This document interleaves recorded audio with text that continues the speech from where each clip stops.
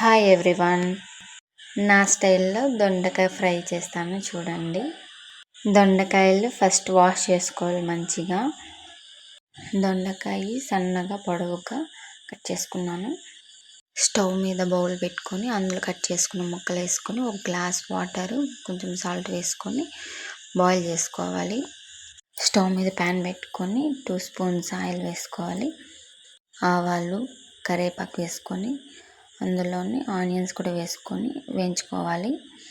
Onions colour change అయినాక పసుపు కొంచెం వేసుకొని వేయించుకోవాలి. ముందుగా బాయిల్ చేసుకున్న దొండకాయ ముక్కలు వేసుకొని ఫ్రై చేసుకోవాలి.